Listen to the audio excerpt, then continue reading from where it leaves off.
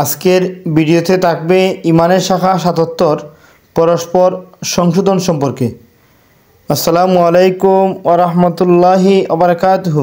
সম্মানিত অডিয়েন্স ও ভিউয়ার্সগণ, আজকের ভিডিওতে থাকবে ইমানের শাখা ৭৭ পরস্পর সংশোধন সম্পর্কে।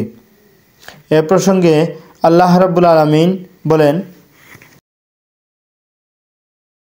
ফি কাসীরিম মিন নাজওয়াহুম ইল্লা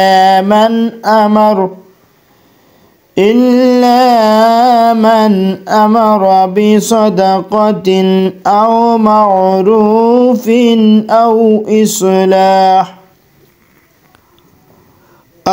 ইসলাহিম বাইনান নাস ومن يفعل ذلك ابتغاء مرضات الله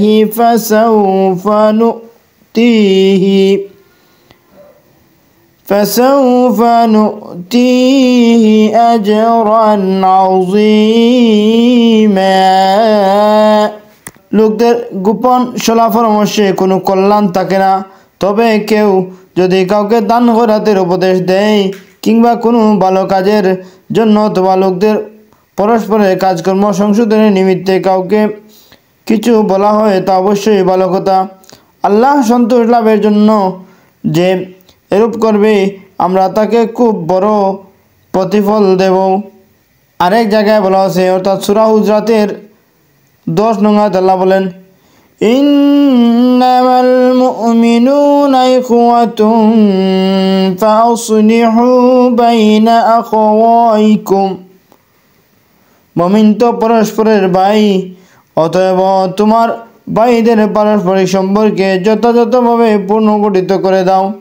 উম্মু কুলসুম বিনতে উকবা রাদিয়াল্লাহু আনহা বলেছেন, আমি রাসূলুল্লাহ সাল্লাল্লাহু আলাইহি ওয়াসাল্লামকে বলতে শুনেছি, লাইসাল কাযাবুল্লাযী ইউসলিহু বাইনান নাসি ফায়ানমি খায়রান আও ইয়াকুলু খায়রা।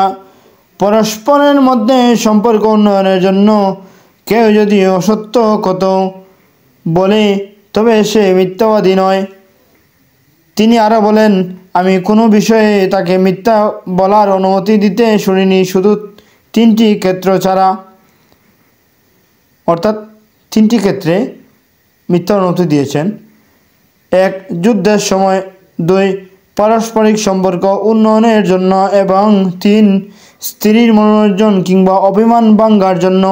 সম্মানিত অডিয়েন্স ও ভিউয়ার্সগণ, আজকের ভিডিও থেকে আমরা যা জানলাম পরস্পর সংশোধন হওয়া সম্পর্কে, আল্লাহ রাব্বুল আলামিন আমাদেরকে পরস্পর সংশোধন হওয়ার তৌফিক দান করুন। আমিন ইয়া রাব্বাল আলামিন। আসসালামু আলাইকুম ওয়া রাহমাতুল্লাহি ওয়া বারাকাতুহু।